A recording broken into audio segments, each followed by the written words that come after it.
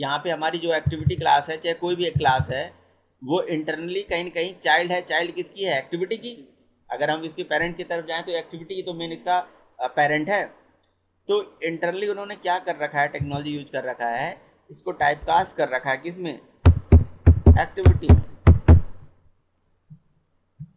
ये देखो, ये जो कोडिंग है, ये कोडिंग आप भी कर सकते हो, आप भी बना सकते हो ऐसा लॉजिक। कैसे बना सकते हो मैं बताता हूँ। आप जावा के अंदर एक छोटा सा ऐसा प्रोग्राम बना सकते हो कि भैया कोई भी क्लास मुझे दो रन टाइम पे, मैं उसको लोड करूंगा और रन टाइम पे उसको ऑब्जेक्ट बना दूंगा। ऑब्जेक्ट बनाने के बाद उसके पेरेंट टाइप की जो क्लास है या इंटरफेस है, उसी टाइप में उसको टाइप कास्ट करके रख लूंगा। ऐसा कर सकते हो आप। तो उन्होंने क्या करा है, इंटरनली जो एंड्रॉयड का रन टाइम है, उस एंड्रॉयड के रन टाइम में उन्होंने क्या कर रखा है, मैनिफेस्ट के थ्रू एक्टिविटी क्लास के पास जा रहे हैं।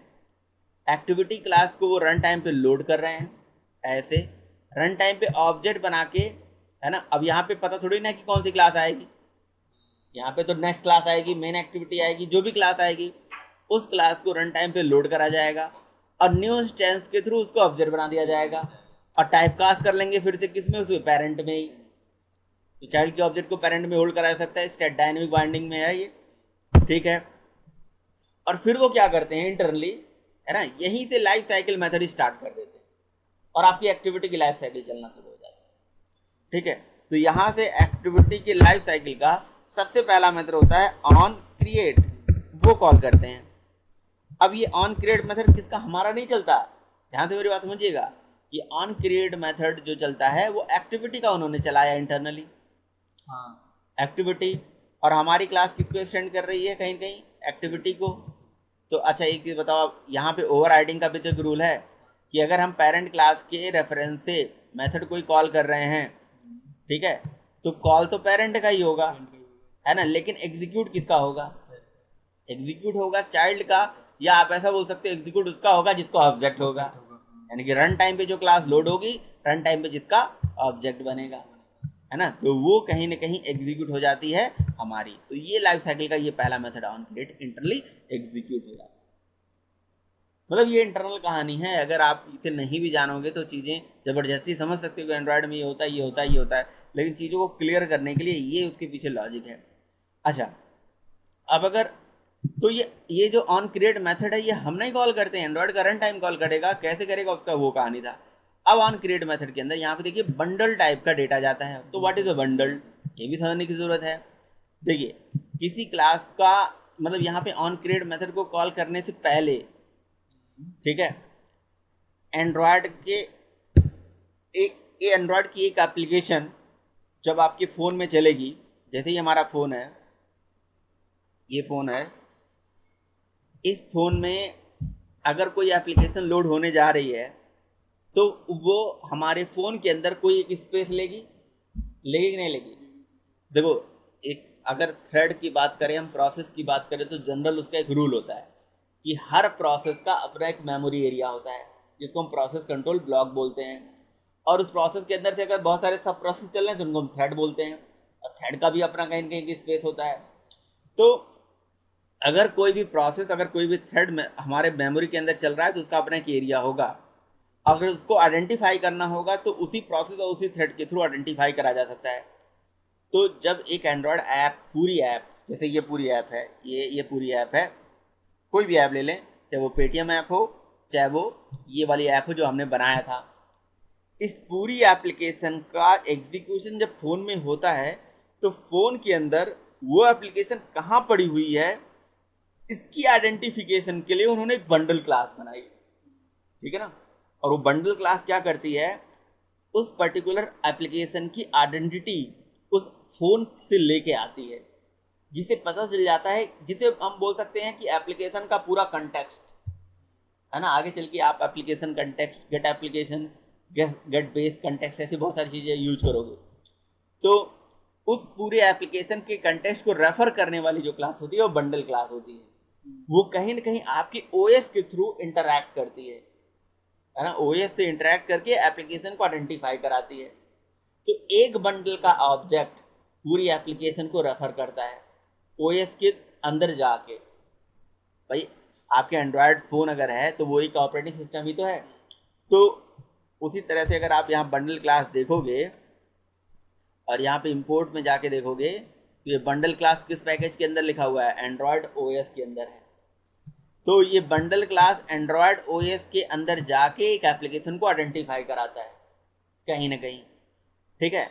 और उस बंडल क्लास का ऑब्जेक्ट, जैसे सपोज करो यहाँ पे क्या हुआ, एक एक्टिविटी क्लास का ऑब्जेक्ट बन गया। तो एक्टिविटी क्लास का ऑब्जेक्ट बन गया तो आपकी मेमोरी में ही तो है, वो आपके फोन की मेमोरी में है। तो जहां पे भी है उस पर्टिकुलर जगह के लिए bundle B is equals to new bundle कर दिया गया। समझ आ रहा है? ये बंडल का एक ऑब्जेक्ट, अगर आपके प्रोग्राम में 10 एक्टिविटी हैं तो 10 का बंडल एक ही है। बंडल ऑब्जेक्ट पूरे एप्लीकेशन का एक होगा। अगर आपको सपोज करो एक्टिविटी के अंदर से कभी कुछ निकालना है, कहीं से उस पर कुछ ऑपरेशन करना है, तो इसी बंडल के ऑब्जेक्ट के थ्रू कर सकते हो। समझ रहा है? तो और इस बंडल के ऑब्जेक्ट को सबसे पहले क्या कर दिया जाता है, उठा के फेंक दिया जाता है ऑन क्रिएट मेथड के अंदर। समझ में आ रहा है?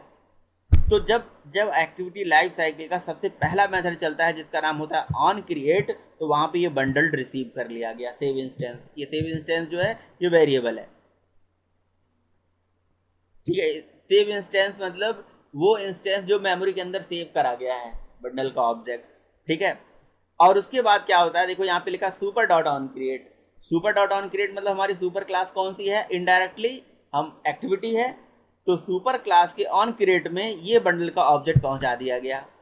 मतलब एक्चुअल एक्टिविटी को बता दिया गया कि भैया ये इंस्टेंस है, ये हमारा प्रोग्राम का एग्जीक्यूशन होने वाला है, इस तरह से इस पर्टिकुलर इंस्टेंस के ऊपर हम ऑपरेशन करने वाले हैं। क्लियर है? और पहला मेथड चलने के बाद जब हमारे ऑपरेटिंग सिस्टम के अंदर एक एप्लीकेशन को आइडेंटिफाई कर लिया गया और उसकी इंफॉर्मेशन एक्टिविटी क्लास को दे दी गई, देन इसी एक्टिविटी क्लास का ही मेथड होता है जिसका नाम होता है सेट कंटेंट व्यू। ये सेट कंटेंट व्यू मेथड क्या करता है, इस एक्टिविटी के अंदर कंटेंट को सेट करता है। सपोज करो ये नहीं लिखोगे आप, ये दोनों हटा दिया आपने, ठीक है, तो क्या होगा, एप्लीकेशन रन होके आएगी। सुपर वाला लाइन हम लगा लेते हैं, ये वाली लाइन कमेंट कर देते, क्या एप्लीकेशन रन होके आएगी? बिल्कुल रन होके आएगी एप्लीकेशन। ये भी क्वेश्चन है इंटरव्यू का, एक बार इंटरव्यू में क्वेश्चन पूछा गया है।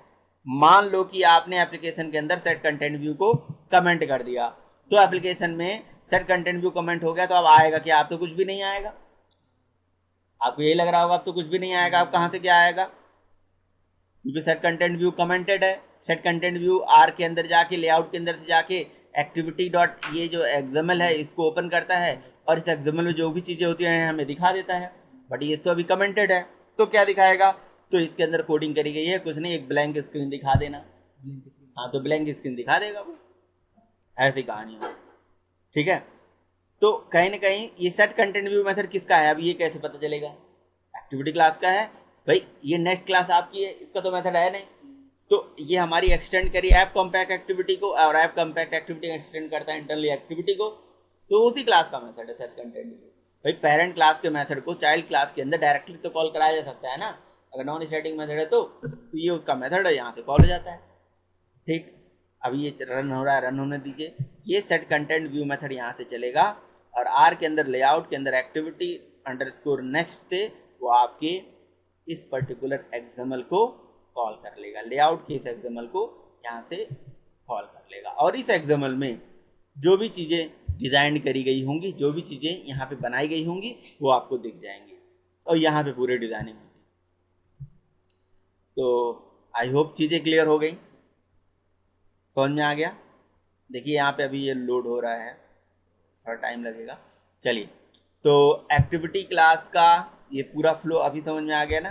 तो यहाँ से ये ऑन क्रिएट मेथड चलाता है, फिर और भी बहुत सारे मेथड हैं, जो भी मेथड हैं यहाँ पे आप चाहो तो उनको लिख सकते हैं। देखो इंटरनली मेथड तो सारे चलते हैं, समझ में आ रहा है, ऑन क्रिएट भी चलता है, ऑन पॉज भी चलता है, ऑन स्टॉप भी चलता है, सारे मेथड चलते हैं।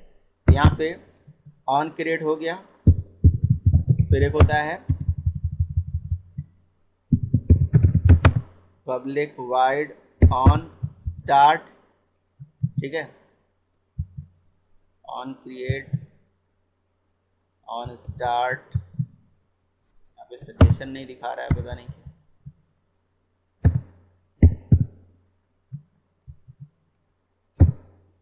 आना चाहिए on start, on resume. Actually ये सजेशन इसलिए नहीं दिखा रहा है, एप्लीकेशन अभी बिल्डिंग चल रही होगी, बिल्ड प्रोसेस चल रहा है ना। कोई दिक्कत नहीं है, हमें लिखने की भी ज़रूरत नहीं है, हम चाहें तो यहीं से ये मेथड्स को यहाँ से कॉपी कर सकते हैं, ठीक है। अभी ये भी तो नहीं कॉपी करने दे रहा है, यहाँ से ऐसे लिख लीजिए। ये देखिए, ये ऑन क्रिएट है, ऑन क्रिएट के बाद ऑन स्टार्ट, ठीक। तो आपको मैन्युअली लिखना पड़ेगा तब तक। ये हमारा ऑन स्टार्ट मेथड हो गया, और ऑन क्रिएट, ऑन स्टार्ट। अच्छा, ये ऐप कॉम्पैक्ट एक्टिविटी को एक्सटेंड करती है इंटरनली, इसको देखें, ये भी कर रही है। अब आपको यहाँ पे लिखना पड़ेगा एक और line, super dot on, super के अंदर से डॉट करके आपको यहाँ पे चलाना पड़ेगा ऑन स्टार्ट, ठीक है। तो फिर ये एरर हट गया। तो इसी तरह से ऑन स्टार्ट और भी मेथड हैं यहाँ पे, फेल टू सी कंपाइलर। चलो ठीक है, कोई बात नहीं। यहाँ एप्लीकेशन क्यों रन नहीं है, दोबारा चला लेते हैं, यहाँ पे दोबारा चला लेते हैं। हम बीच में यहाँ पे कुछ करने भी लगे हैं ना, तो इसलिए वो बीच में ही फेल हो गया है कुछ। ठीक है, अभी यहाँ पे हमें थोड़ा सा वेट करना चाहिए, यहाँ पे चार्जर होगा तब तक मैं लगा। तो लाइफ साइकिल के मेथड को आपको याद रखना है। कौन कौन से लाइफ साइकिल के मेथड हैं? On create,